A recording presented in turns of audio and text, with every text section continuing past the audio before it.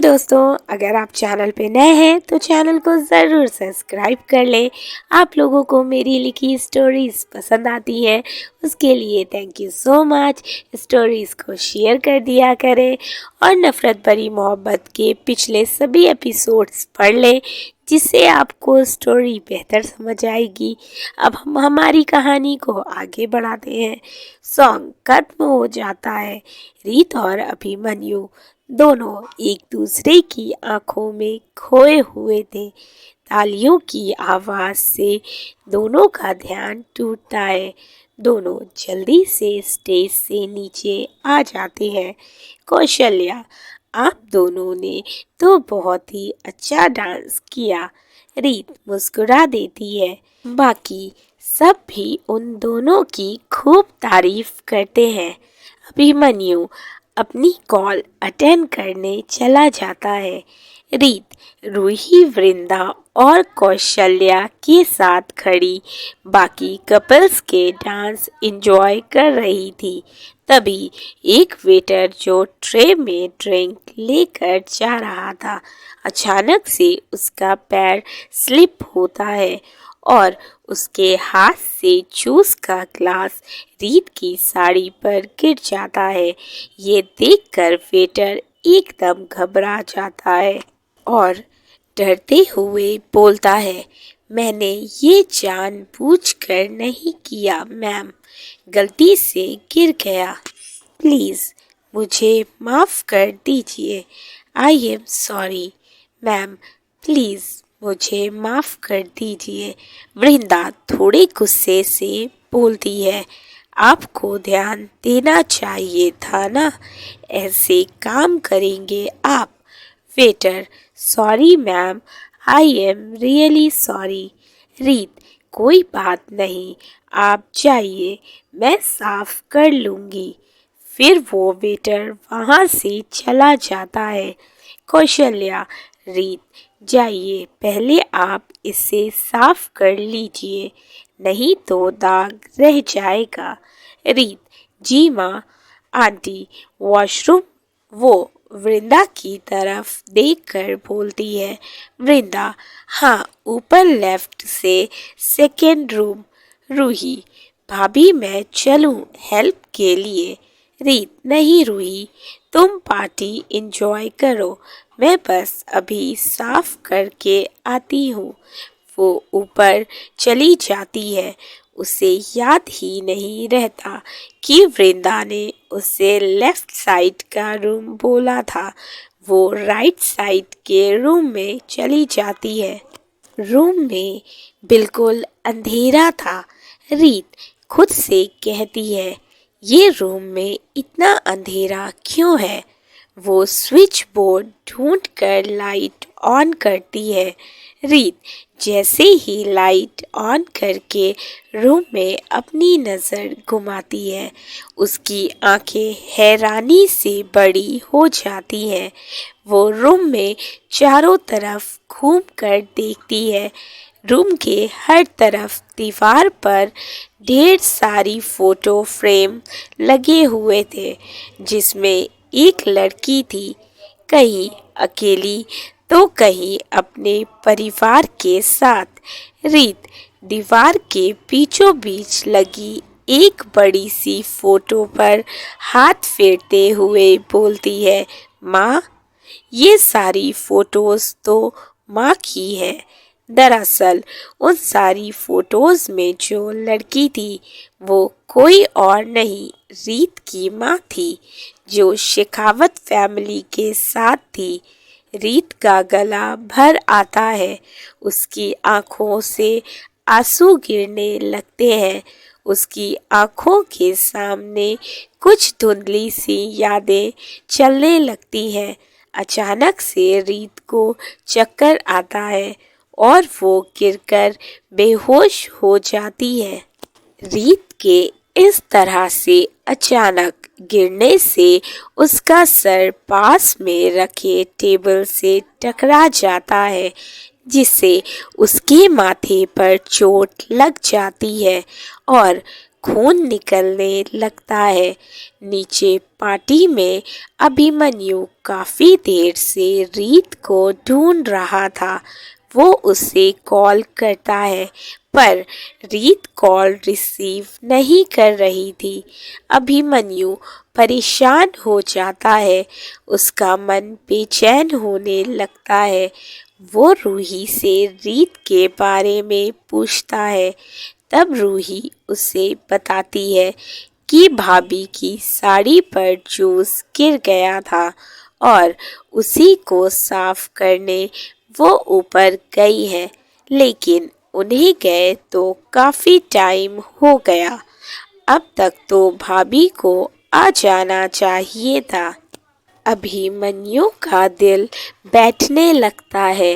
वो बिना वक्त गवाए भाग कर जाता है और सभी रूम चेक करता है, लेकिन उसमें से किसी में भी रीत नहीं थी।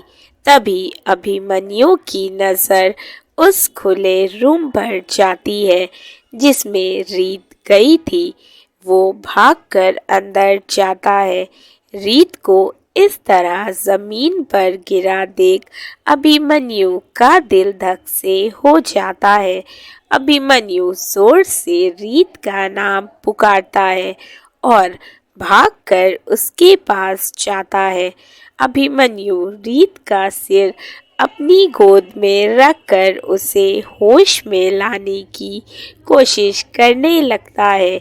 बाकी सब भी ऊपर रूम में आ जाते हैं। ब्रिजेश हैरानी से बोलते हैं, रीत इस रूम में क्या कर रही है?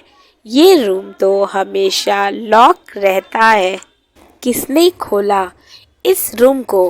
वृंदा, बाबा, मैंने सर्वेंट को रूम की सफाई करने को बोला था।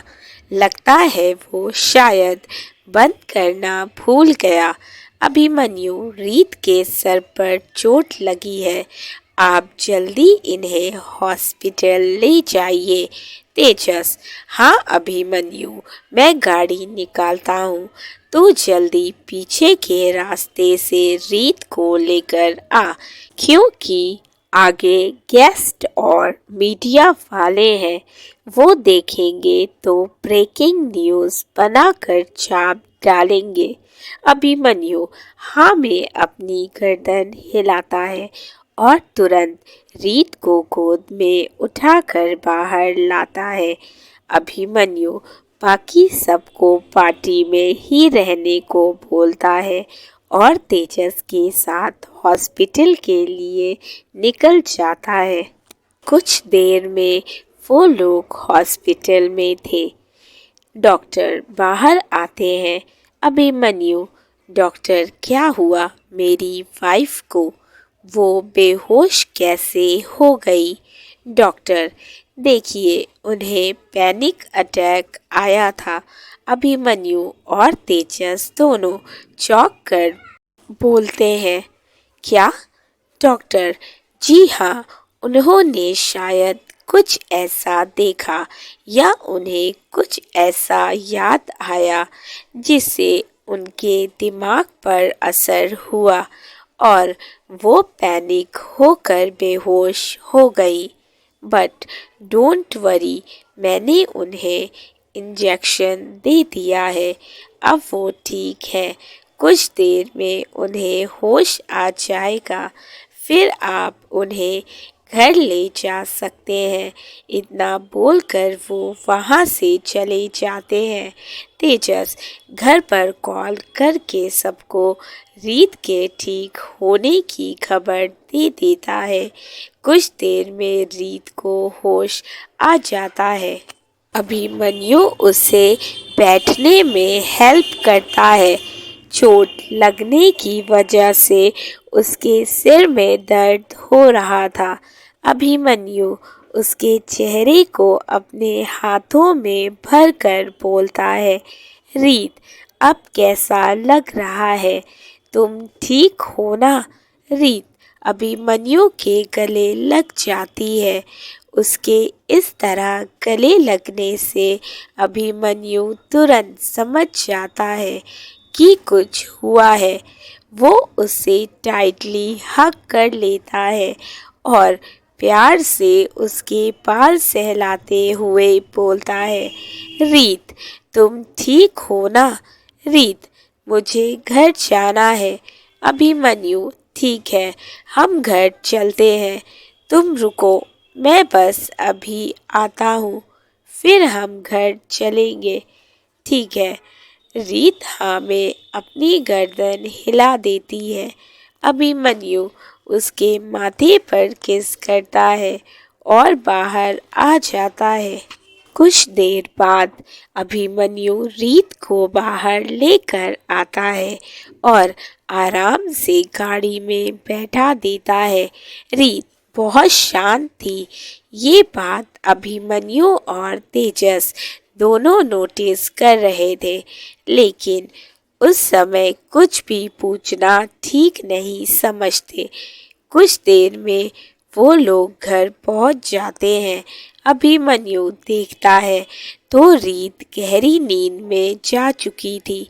अभिमन्यु आहिस्ते से उसे गोद में उठाता है और घर के अंदर लेकर आता है। सभी लोग हॉल में ही थे। अभिमन्यु रीत को रूम में लेकर आता है और आराम से बेड पर लिटाकर अच्छे से ब्लैंकेट से कवर कर देता है।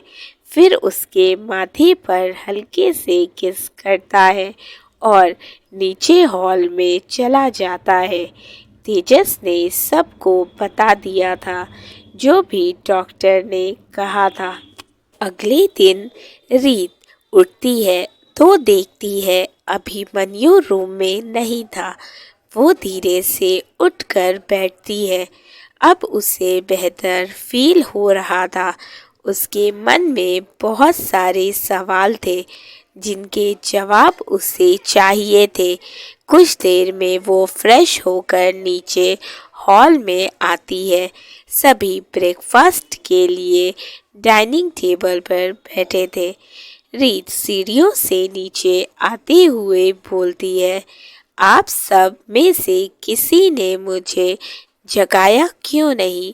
अभिमन्यु तुरंत उसके पास जाता है और उसका हाथ पकड़कर उसे नीचे लाते हुए बोलता है, तुम नीचे क्यों आई? तुम्हारे सर में चोट लगी है, तुम्हें रूम में आराम करना चाहिए। रीत मासूम सा चेहरा बनाकर बोलती है, माँ देखिए, अभिमन्यु मुझे फिर से डांट रहे हैं। उसकी बात सुन सभी हंसने लगते हैं। अभिमन्यु, अरे मैं तो तुम्हें समझा रहा था कि तुम्हें रूम में आराम करना चाहिए। कौशल्या मुस्कुराते हुए बोलती है, इस बार तो हम अभिमन्यु का साथ देंगे। आपको रूम में ही रेस्ट करना चाहिए था। रीत, नहीं माँ, अब मैं ठीक हूँ। सरला, रीत कल आपने ऐसा क्या देखा था जो आपकी तबीयत खराब हो गई और आप बेहोश हो गई?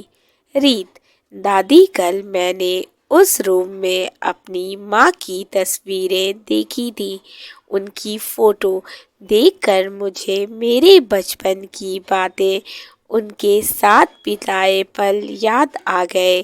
फिर अचानक से मुझे चक्कर आया और पता नहीं कब मैं गिरकर बेहोश हो गई। कौशल्या, रीत आपको कोई गलत फहमी हुई होगी।